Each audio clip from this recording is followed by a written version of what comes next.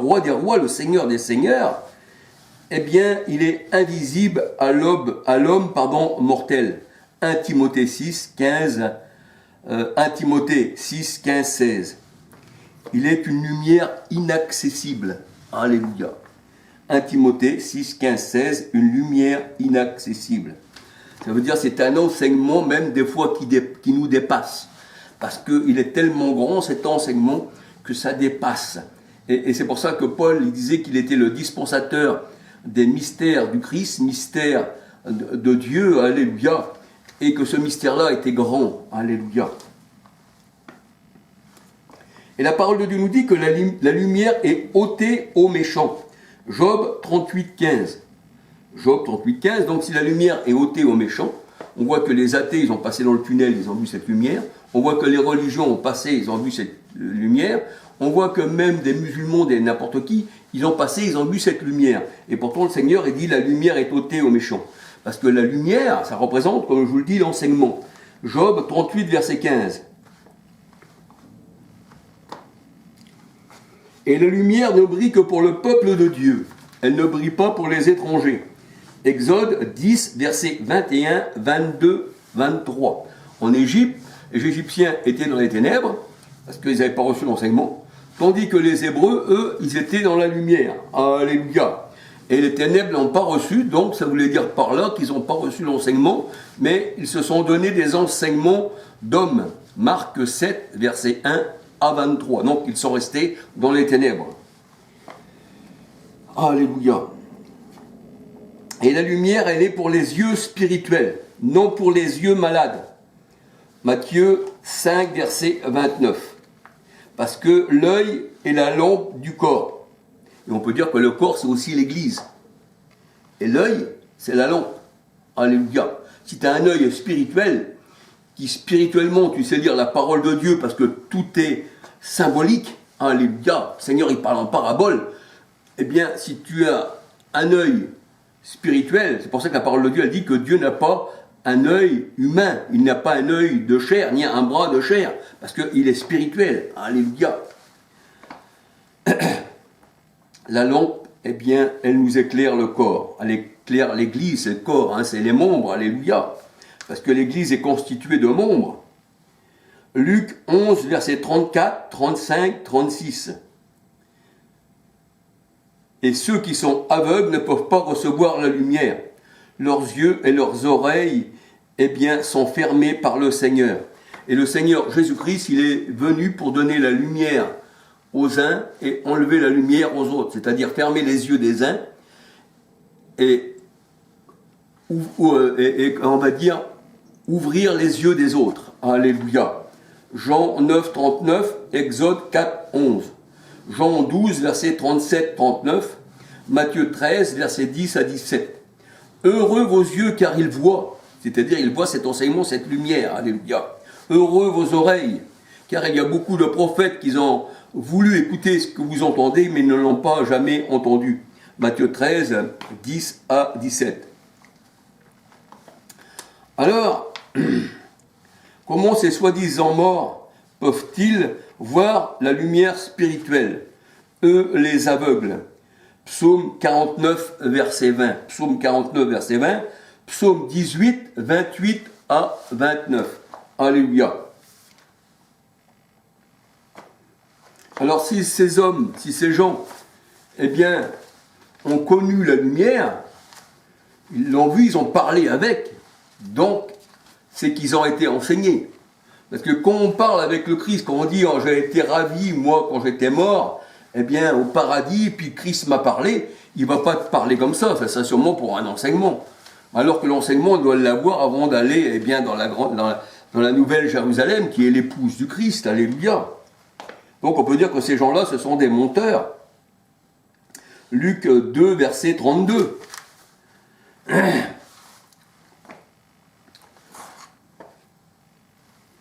Et la parole de Dieu, elle dit dans Apocalypse 18, 23, que la lumière de ceux qui se retirent de l'Éternel ne se retrouvera plus chez eux. Ça veut dire qu'il n'y aura plus d'enseignement. Ils retourneront eh bien, dans leurs ténèbres spirituelles. Et quiconque fait des choses mauvaises, eh bien la parole de Dieu nous dit celui qui fait des choses mauvaises haït la lumière. Jean 3,20. Alléluia. Et Christ, il est la lumière annoncée aux païens, c'est-à-dire aux élus qui ont reçu la parole de Dieu. Éphésiens 1, versets 4, 5, 11, Jean 15, verset 16, Alléluia, et aussi et aussi Jérémie 1, verset 5. Seigneur, il se révèle à ses enfants. C'est pour ça qu'il dit, je me révèle à vous, mais aux autres, je parle en parabole, dans Matthieu 13. Alléluia.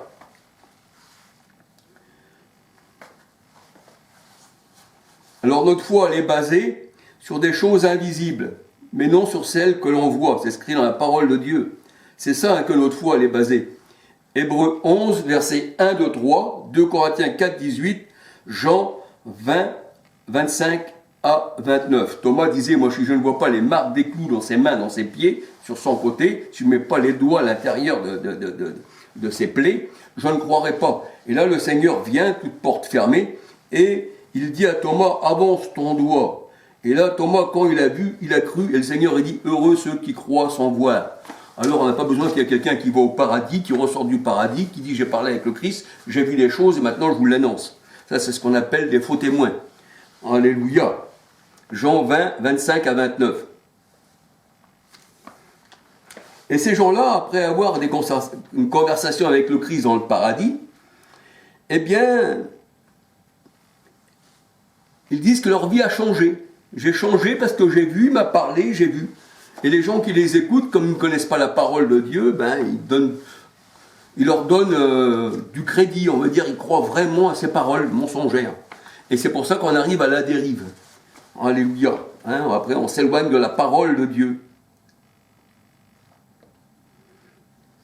Et ça, eh bien, c'est contraire aux Saintes Écritures. Et ceux qui ont visité le paradis par leur mort, eh bien, je tiens à dire que le paradis, ça veut dire jardin, comme le jardin d'Éden. C'était le paradis, c'était un jardin. Mais le jardin d'Éden, dans la parole de Dieu, c'était la montagne sainte de Dieu. Et la montagne sainte, eh bien, c'est la nouvelle Jérusalem. Hein, la montagne sainte, c'est la nouvelle Jérusalem. C'est ce que nous dit la parole de Dieu. Alléluia. Alors, on voit qu'il y avait le prince de Tyr dans le jardin d'Éden. Il était sur la montagne sainte de Dieu. Et vu que dans son cœur, il a fait des choses abominables, il a médité des choses mauvaises dans son cœur, parce que c'est de l'abondance du cœur que la bouche parle, et le Seigneur, il dit tout vient du cœur, il n'y a rien qui peut se rentrer dans l'homme et le souiller, mais tout sort du cœur. On voit qu'il n'y a rien d'autre chose, qui serait un démon, qui serait quelqu'un qui viendrait vous rentrer à l'intérieur et vous posséder, et qui vous-même, vous seriez braqué, ça serait un peu un braquage, et qu'on vous ferait faire des choses malgré vous, là vous seriez innocent. Mais le Seigneur, il dit que, eh bien, l'homme, lui, c'est dans son cœur, dans Marc 7, si on lit Marc 7, que vient toutes les idolâtries, la méchanceté, et tout ça. Voyez-vous? Donc, ça vient vraiment de l'homme.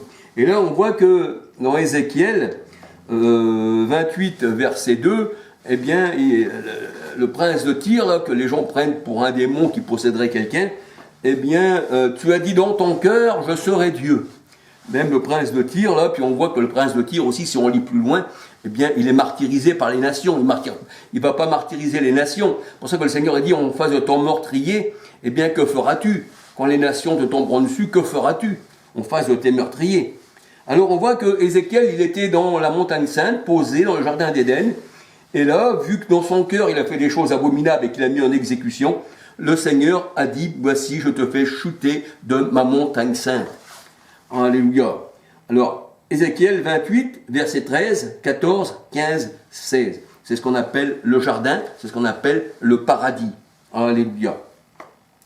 Et là se trouvait aussi, le prince de Tyr, Adam et Ève, le paradis, le jardin. Eh bien, il y avait aussi Pharaon et toute sa multitude, sous le symbole de l'Assyrie.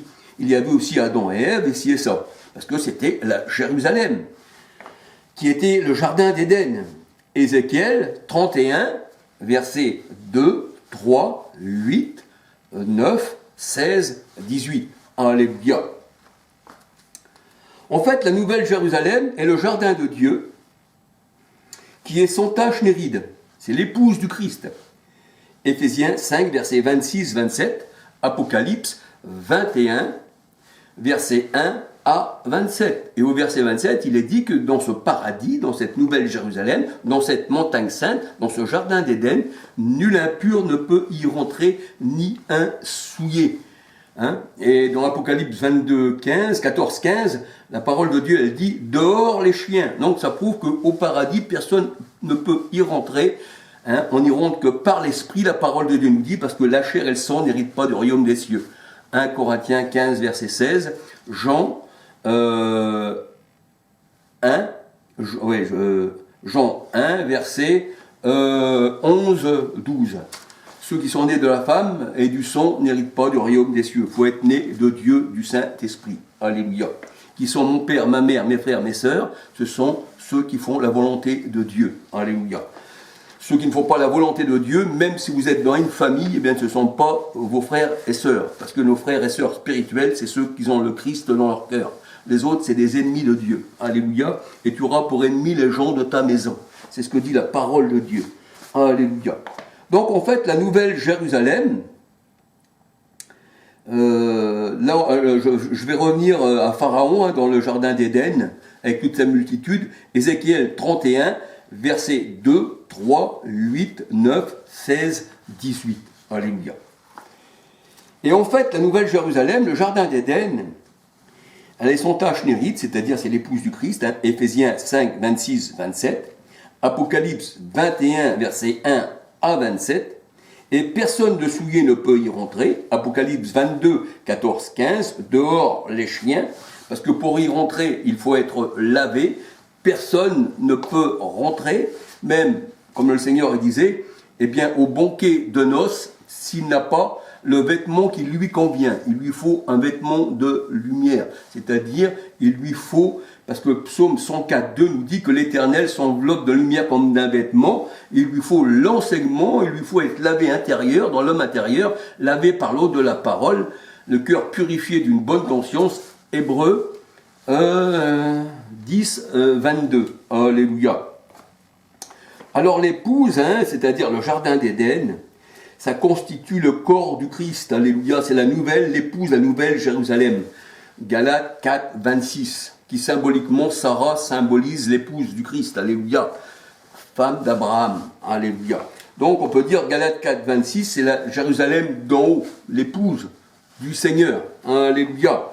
Et l'épouse du Seigneur, eh bien, c'est nous. Alléluia. Nous qui formons cette épouse. Parce que chaque personne, chaque femme qui fait partie de ce corps représente l'épouse du Christ, et Christ, il est la tête. Alléluia. Hein, il est la tête de l'Église. C'est ce que nous dit la parole de Dieu. Alors nous sommes le corps du Christ, l'assemblée. 1 Corinthiens 12, versets 12 à 27. Et le jardin d'Éden, c'est nous. Les membres du Seigneur, c'est nous. C'est ce qui constitue la Jérusalem céleste. La montagne de Dieu, Hébreux 12, versets 18 à 24. C'est pour ça que Pharaon, c'est pour ça que dans Ézéchiel, tout ça, 28, et Ézéchiel 31, et on voit que Adam et Ève aussi ont été jetés hors eh bien, du paradis, et là il y avait des chérubins avec les épées protectrices qui gardaient bien le chemin du paradis. Alléluia. Donc aucun impur ne peut y rentrer, au contraire ils sont chassés et ils tombent. Le Seigneur dit, je les ai fait chuter de ma montagne sainte. Donc on ne peut pas rentrer au paradis comme cela. Alléluia, il faut déjà premièrement être lavé. Alléluia, gloire au Seigneur. Alors le jardin d'Éden, c'est nous. Parce que nous sommes les membres qui constituent l'assemblée du Seigneur. Et Dieu se tient dans l'assemblée des saints. Psaume 82, verset 1-2. Et c'est pour ça que le Seigneur est dit « dehors les chiens ». Et nous voyons que eh bien, Adam et Ève ont été eh bien, jetés hors du jardin d'Éden. Genèse 3, verset 23-24. Et 1 Corinthiens 6, 19 nous dit qu'il y a-t-il entre la lumière et les ténèbres. C'est-à-dire que les ténèbres ne peuvent pas rentrer dans le paradis de Dieu. Alléluia. Parce que le paradis est constitué que de lumière. Alléluia. Et cette épouse, la parole de Dieu a dit, c'est Christ est le flambeau, c'est lui qui l'éclaire. et elle n'avait plus besoin de la lumière du soleil, de la lune qui représentait les anciens ministères dans Genèse 37, versets 9 à 10. Maintenant, c'est plus ça qui est clair, dit le Seigneur, mais c'est Christ lui-même, parce que l'ancienne Jérusalem qui tue les prophètes, eh bien, le Seigneur, il disait qu'ils avaient laissé périr ses brebis. Mais le Seigneur a dit, je prendrai soin de mes brebis moi-même, et je les guérirai. Alléluia. Je regarde si j'ai encore de la batterie. Dehors les chiens, les cochons, tout ça, bien sûr. Alléluia, c'est ce qui est écrit dans la parole de Dieu. Voilà, et si on regarde dans 1 Corinthiens 6, eh bien, ouais, 1 Corinthiens 6, 9, c'est pareil, alléluia. La chair et le sang n'héritent pas du royaume des cieux. Alors, la parole de Dieu nous dit que l'homme de Dieu, il est un jardin. C'est-à-dire, il est un Éden, il est un jardin. Parce que le mot jardin veut dire Jérusalem. Ésaïe 58, 11, alléluia. Il est un jardin arrosé. Il est un jardin arrosé. Alléluia. Ésaïe 61, 11. Ésaïe 58, 11. Ésaïe 61, 11. Il est un jardin arrosé. Et celui qui n'appartient pas au Seigneur, il est un jardin qui n'a pas d'eau. Ésaïe 1, verset 30. Et s'il n'a pas d'eau, ça veut dire qu'il n'a pas l'Esprit Saint. Jean 7, verset 37 à 39. Jérémie 2, 13, ça veut dire qu'il n'a pas l'Éternel, la source d'eau vive. Et la parole de Dieu nous dit que le bien-aimé est rentré dans son jardin. Cantique 4, 16. Et le bien-aimé, eh bien, c'est l'Éternel. Il est rentré en nous. Il est notre bien-aimé. Alléluia. Et il nous aime. Alléluia. Il est rentré dans son jardin. Et la parole de Dieu nous dit, examinez-vous vous-même pour savoir si Christ est en vous. S'il n'est pas en vous, si vous l'attendez, parce que vous dites qu'il va revenir bientôt, eh bien, ça veut dire qu'il n'est pas en vous. Alors là, vous êtes rejetés. 2 Corinthiens 13, versets 5, 6. En fait, le royaume des cieux est en nous, que nous dit le Seigneur. Luc 13, verset 19. Luc 7, verset 20, 21. Il est en nous, comment? Par le Saint-Esprit. Romains 14, verset 17. Luc 19, verset 11, 14, 27. Matthieu 12, verset 28. Et Jean 3, verset 3 à 8. C'est lui qui nous a donné la nouvelle naissance. Et Galates 2:20 nous dit que ce n'est plus nous qui vivons, mais c'est Christ qui vit en nous. Alléluia. Donc, celui qui s'attache au Seigneur est avec lui un seul esprit. 1 Corinthiens 6, 13 à 19. Et nous savons qu'il demeure en nous par le Saint-Esprit. 1 Jean 4, 13. Alléluia. Alors, l'Esprit... Alors, l'Esprit qui est Dieu, alléluia, eh bien, ça avait manifesté en chair. 1 Timothée 3,16.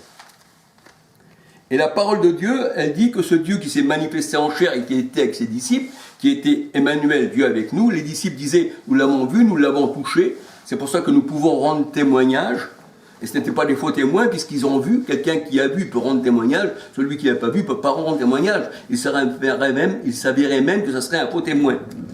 Et bien là, on voit que la parole de Dieu nous dit que les disciples étaient avec le Christ. Étaient avec le Christ. C'est pour ça que dans Jean 14, versets 17, 18, 20, la parole de Dieu, elle dit, le Seigneur disait qu'il était à côté de Dieu. Il dit, celui qui est en vous ne sera plus à côté de vous, mais il sera en vous. Ça veut dire que maintenant, le Christ, à la Pentecôte, il est venu parmi ses disciples. Et aujourd'hui, eh bien, on reçoit l'Esprit du Christ. Romains 8, 9. Alléluia. Et celui qui n'a pas l'Esprit du Christ ne lui appartient pas. Et il donne ses ordres par l'Esprit Saint. Acte 1, 2, Acte 16, 6, 7.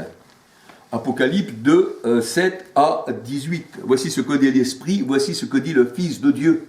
Alléluia. Apocalypse 2, 7 à 18. Et celui qui s'attache au Seigneur est avec lui un seul esprit. Alléluia. 1 Corinthiens 12, 13. Nous avons la lumière, nous avons le Christ en nous. Jean 1, verset 5, 9. Et sa lumière brille dans nos cœurs. C'est-à-dire la lumière de quoi? De sa connaissance. Parce que la lumière, c'est la connaissance. Comme on dit qu'on voit la lumière de Dieu, on ne voit pas une lumière qui brille devant nos yeux comme ça, non? Mais ça veut dire qu'on est éclairé par sa connaissance. On dit maintenant je comprends, je suis éclairé, Seigneur. Je ne voyais pas ça comme ça, mais maintenant je le comprends bien. C'est la lumière de sa connaissance, 2 Corinthiens 4, 6. La lumière, eh bien, qui éclaire celui qui est mort spirituel. Avec toi d'entre les morts et Christ va t'éclairer. Éphésiens 5, 14. 1 Pierre 2, verset 9. Alléluia. Et nous aussi, la parole de Dieu nous dit que nous sommes comme le Christ. Nous sommes aussi la lumière du monde. Parce que Christ a allumé, eh bien, ses lampes. Nous sommes des chandeliers. Hein. Le Seigneur a mis de l'huile. Et à la Pentecôte, eh bien, on voit que tous les disciples avaient reçu des langues de feu. Hein, et le Saint-Esprit se posèrent sur chacun d'eux. Hein, les langues de feu, ça représentait ça. Hein, et ils étaient tous remplis du Saint-Esprit. Et il ne faut pas éteindre l'esprit, parce que c'est lui qui nous donne la lumière, qui nous enflamme à l'intérieur, pour qu'on puisse. Parce que la parole de Dieu, elle dit que Dieu aussi a un feu dévorant, mais Dieu aussi est une flamme de feu, et il a fait de ses serviteurs des flammes de feu. Alléluia.